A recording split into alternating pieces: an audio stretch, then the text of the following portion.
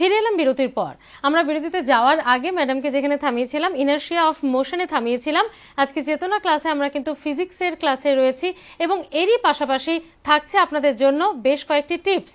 কারণ কম্পিটিটিভ এক্সামগুলিতে আপনারা যারা বসবেন বলে ভাবছেন, তারা ফিজিক্সের আজকের এই টপিকের ওপর কি কি ধরনের প্রিপারেশন নেবেন, কোন ধরনের প্রশ্ন আসতে পারে, এই সমস্ত কিছু কিন্তু থাকছে আজকে রাইস অনলাইন ক্লাসে। আমাদের সঙ্গে রয়েছেন পূজা ম্যাডাম। ম্যাডাম, আমরা তাহলে সরাসরি আবারও চলে যাই ক্লাসে, তার কারণ আপনাকে আমি থামিয়েছিলাম ইনার্শিয়া অফ মোশনে। আমরা সরাসরি তাহলে ক্লাসে চলে যাই। তাহলে আমরা ইনার্শিয়া অফ মোশন থেকে আবার শুরু করছি। একটা অবজেক্ট যখন মোশনে থাকে, সে তার মোশনের স্টেটটাকে হোল্ড করে রাখতে চায়, সে মোশনেই থাকতে চায়, সেটাকে বলা হয় ইনার্শিয়া অফ মোশন। তখন আমরা যেরকমভাবে ইনার্শিয়া অফ রেস্টটাকে এক্সাম্পল দিয়ে বুঝেছিলাম, ইনার্শিয়া অফ মোশনকেও আমরা এক্সাম্পল দিয়েই বুঝবো। সেই বাসের এক্সাম্পলটাকে টেনে আনি। একটা বাস যখন স্টার্ট করে, মুভ করে, তখন বাসের ভিতর যেসব প্যাসেঞ্জার থাকে তারাও সেম স্পিডে, সেম ডিরেকশনে বাস যেরকম যাচ্ছে সেইভাবেই গতিশীল থাকে। এবার বাস চলতে চলতে হঠাৎ করে ব্রেক মারলো। ব্রেক কষার সঙ্গে সঙ্গে বাসের প্যাসেঞ্জাররা আমরা দেখি, আমরাও ডেলি লাইফে সেটা এক্সপিরিয়েন্স করি যে আমরা সামনের দিকে ঝুঁকে যাই। এটা কিন্তু ইনার্শিয়া অফ মোশনের জন্য হয়। বাস যখনই ব্রেক কষলো তখনই আমাদের আগের বারের মতনই lower part of the body সঙ্গে সঙ্গে রেস্টে চলে আসে, কিন্তু upper part of the body সঙ্গে সঙ্গে সাইমালটেনিয়াসলি মোশন থেকে রেস্টে আসতে পারে না। Due to inertia of motion সে কিন্তু রেস্টটাকেই না এসে সে মোশনটাকে কন্টিনিউ করতে চায়। অ্যাজ এ রেজাল্ট সে সামনের দিকে এগিয়ে যায়। Lower part of the body থেমে যায়, আপার পার্ট অফ দ্য বডি সামনের দিকে এগিয়ে যায়। তো আমাদের মনে হয় আমরা সামনের দিকে ঝুঁকে গেলাম। তাহলে ঠিক এরকমই এক্সাম্পলটা দিয়ে বলতে পারে যে এটা কোন ফেনোমেনার জন্য হচ্ছে, তখন আমরা বলবো ইনার্শিয়া অফ মোশন। আরেকটা এক্সাম্পল নিই। আমরা সবাই জানি যে আমরা যখন ফ্যান অন করি, সুইচ না অন করলে ফ্যান চলে না। যখন আমরা সুইচ দিই তখন কি হয়, কারেন্ট ফ্লো করে ফ্যানে, তার জন্য একটা ফোর্স জেনারেট করে, যার জন্য ফ্যানটা মোশনে আসে। কারণ আমরা সবাই অলরেডি পড়েছি যে উইদাউট ফোর্স কোনো কিছু মুভ করতে পারে না। তার মানে আমরা ফ্যানের ওপর ইলেকট্রিসিটি দিয়ে একটা ফোর্স অ্যাপ্লাই করছি, যার জন্য ফ্যানটা মোশনে আসছে। কিন্তু যখনই আমরা ফ্যানটাকে অফ করি তখনই কি সঙ্গে সঙ্গে সেটা অফ হয়ে যায়? কখনোই হয় না। কিছুক্ষণ সেটা মুভ করতে থাকে, তারপরে আস্তে আস্তে সেটা রেস্টে আসে। এটাও কিন্তু ইনার্শিয়া অফ মোশনের একটা এক্সাম্পল। যখন আমরা বন্ধ করে দিলাম সুইচটা, সুইচ অফ করে দিলাম, তখন কিন্তু ওটা থেমে যাওয়ার কথা ছিল। কিন্তু ইনার্শিয়া অফ মোশনের জন্য সে যে টেন্ডেন্সিটা গেইন করেছে মুভ করার, সেটার জন্যই সেটা কিছুক্ষণ ধরে মুভ করতে থাকে। আর কিছুক্ষণ পর সেটা যখন থামে, সেটা থামে due to air resistance. Air সেটাকে রেজিস্ট্যান্স দেয়। যদি এয়ার না থাকতো, অ্যাটমসফিয়ার না থাকতো, সেটা কিন্তু মুভ করতেই থাকতো। তাহলে এটা থেকেও আমরা বুঝলাম যে এই ঘটনাটা আমাদের সাথে ডেলি লাইফে ঘটে ডিউ টু ইনার্শিয়া অফ মোশনের জন্য। আরেকটা এক্সাম্পল দিচ্ছি আমি। যখন কোনো অ্যাথলিট লং জাম্প দেয়, লং জাম্পের আগে দেখতে পাবো আমরা যারা তারা অনেক দূর থেকে দৌড়ে আসে, এটাও কিন্তু ইনার্শিয়া অফ মোশনের জন্য। সে যখন অনেক দূর থেকে দৌড়ে আসে, তার বডিটা একটা মোশন গেইন করে। Due to inertia of motion সে সেটাই কন্টিনিউ করতে চায়, তার জন্য সে অনেক বেশি লঙ্গার জাম্প নিতে পারে। তো সেই কারণেই অ্যাথলিট অনেক দূর থেকে দৌড়ে আসার পরই কিন্তু জাম্প নেয়, সঙ্গে সঙ্গে হঠাৎ করে ঝাঁপিয়ে দেয় না। তাহলে এগুলো হলো ইনার্শিয়া অফ মোশনের এক্সাম্পল। নেক্সট আমরা পড়বো inertia of direction. Inertia of direction কি? যেরকমভাবে দুটো পড়লাম সেরকমভাবেই একটা অবজেক্ট যখন মোশনে থাকে সে তখন একটা পার্টিকুলার ডিরেকশনে মুভ করে। তো due to inertia of direction সে কিন্তু সেই ডিরেকশনটাকে ফলো করতে চায়। তো এটাকে বলছি, এই টেন্ডেন্সিটাকে বলছি আমরা আগের বারের মতনই ইনার্শিয়া অফ ডিরেকশন। এটারও এক্সাম্পল আমি দিচ্ছি। ধরো আমরা একটা স্টোনকে একটা সুতো দিয়ে বেঁধে ঘোরাচ্ছি।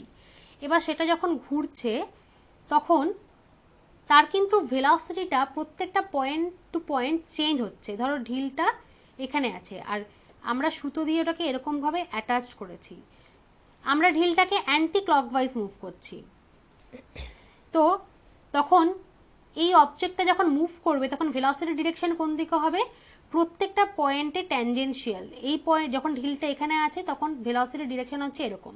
ঢিলটা ধরো এখানে গেল তখন ভেলোসিটি ডিরেকশন এখানে, যখন ঢিলটা এখানে এলো তখন এরকম। তার মানে এরকমভাবে প্রত্যেকটা point to point velocity direction change হচ্ছে। আর ইনার্শিয়া অফ ডিরেকশনের জন্য ও সেটা গেন করছে প্রত্যেকবার। ধরলাম এরকম ভাবে ঘুরতে ঘুরতে সুতোটা ঠিক এই মোমেন্টে গিয়ে ছিঁড়ে গেল, এই মোমেন্টে গিয়ে সুতোটা ব্রেক করে গেল, এখানে সুতোটা কেটে গেল। তাহলে কি হবে তখন? ঢিলটা কি হবে? ছিটকে পড়বে। ঢিলটা কিন্তু এখানে ছিঁড়ে গেলেও মানে সুতোটা কেটে গেলেও ঢিলটা কিন্তু এরকমভাবে কখনো পড়বে না, ঢিলটা গিয়ে পড়বে এরকমভাবে। কেন? তার কারণ এইখানটাতে ভেলোসিটি ডিরেকশনটা ছিল এরকম, তো ঢিলটাও সেই ডিরেকশনটাকে ফলো করেই কিন্তু ওটা পড়বে নিচের দিকে, কখনোই যেই পজিশনে কাটলো সেখান থেকে ঢিলটা নিচের দিকে পড়বে না। তো এই পুরো ইনসিডেন্টটা হয় কেন? ইনার্শিয়া অফ ডিরেকশনের জন্য।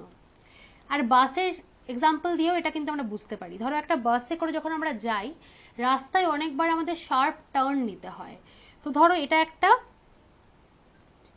এরকম একটা টার্ন আসছে, তো বাসটা যাচ্ছে, যেতে যেতে হঠাৎ করে বাসটা এই ডিরেকশনে মুভ করছে।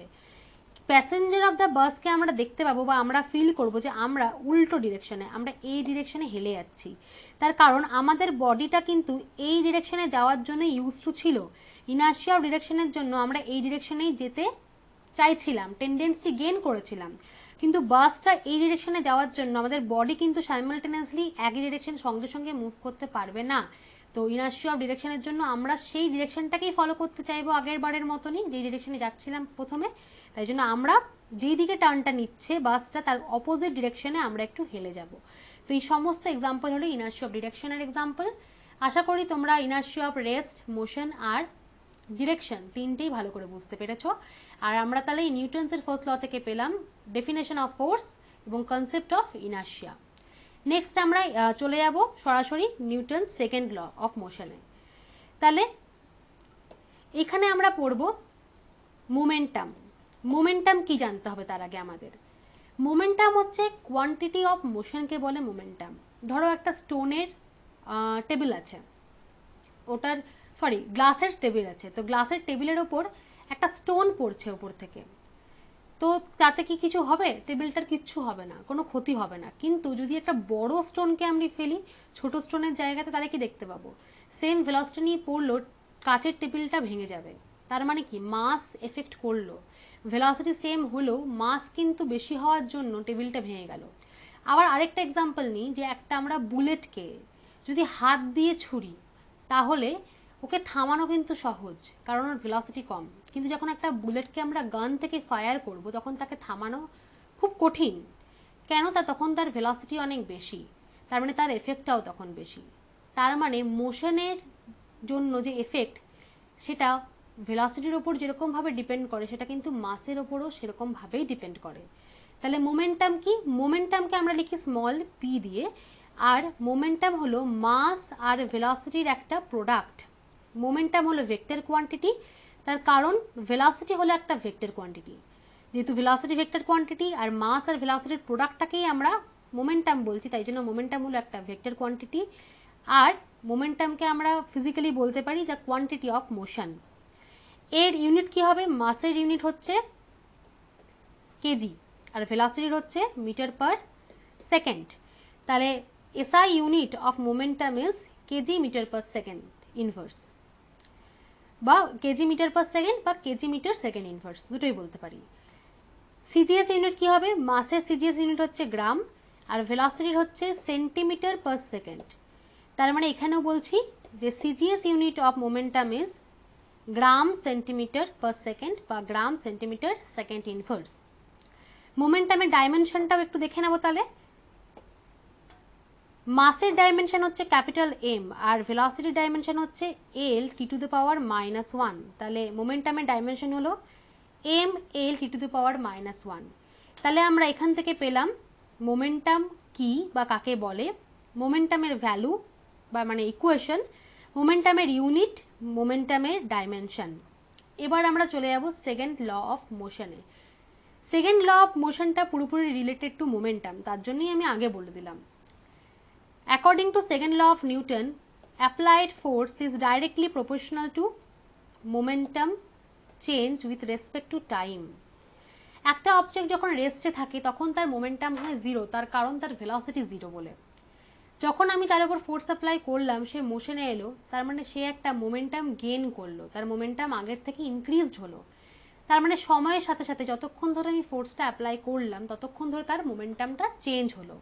তাহলে এই rate of change of momentum is directly proportional to applied force, that is known as second law of motion, and the direction of change of momentum is in the direction of applied force.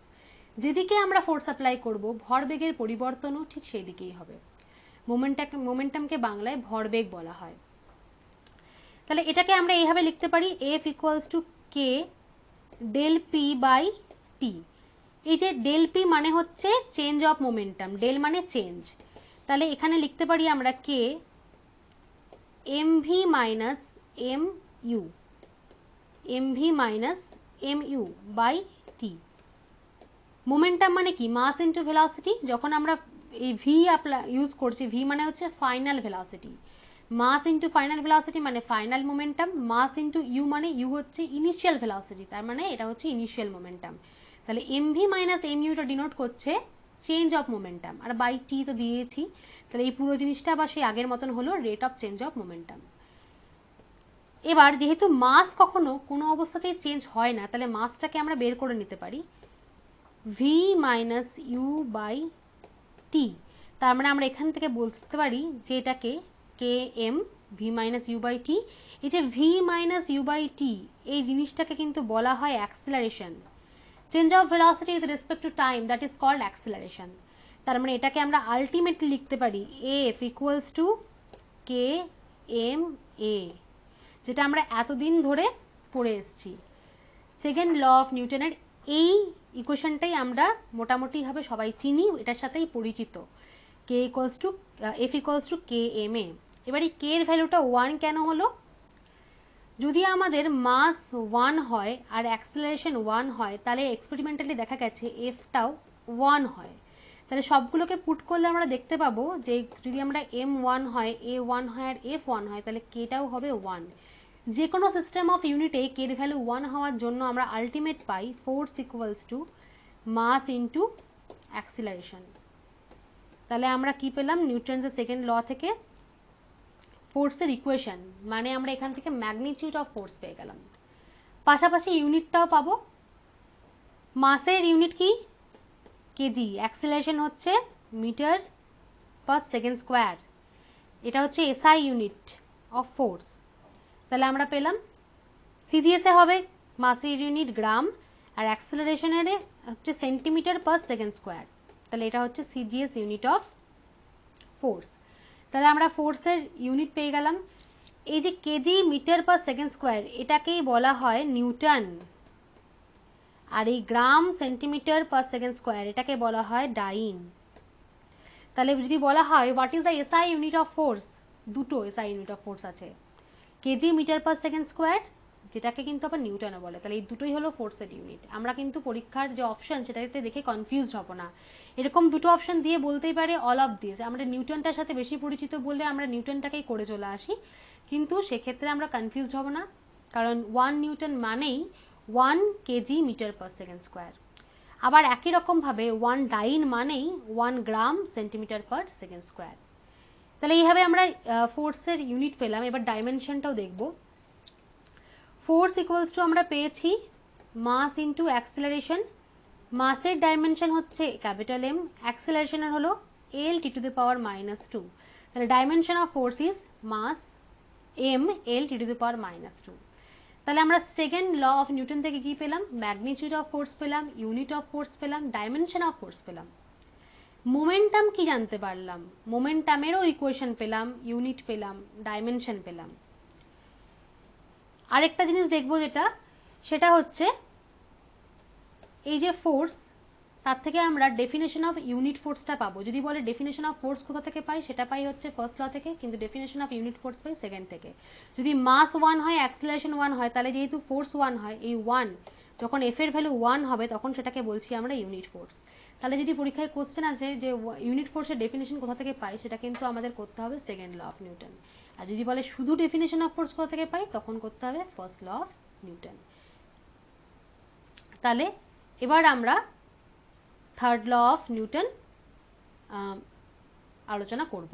একদম আমরা আলোচনা করতেই পারি। একটা break নেওয়ার সময় হয়ে গেছে, কিন্তু বিরতিতে যাওয়ার আগে আপনাকে যেটা জানতে যাবো ম্যাডাম আমি, যে এই ফোর্স এতক্ষণ পর্যন্ত যেটুকু পড়ানো হলো ছাত্রছাত্রীদের, এর উপর বেস করে কম্পিটিটিভ এক্সামগুলোতে ঠিক কোন ধরনের প্রশ্ন আসতে পারে, যদি দুই একটা টিপস এই মুহূর্তে দেওয়া যায়। হ্যাঁ, ফোর্স থেকে যেটা আমি বললাম যে এটা খুব একটা কনফিউজিং আর খুব ইম্পর্টেন্ট প্রশ্ন, যে ডেফিনেশন অফ ফোর্স কোথা থেকে পাই। আচ্ছা, এটা এরকমটাও আসতে পারে, ডেফিনেশন অফ ফোর্স দিলে আমরা দেবো তখন ফার্স্ট ল অফ নিউটন। আবার এটা দেয় যেটা যে ডেফিনেশন অফ ইউনিট ফোর্স কোথা থেকে পাই।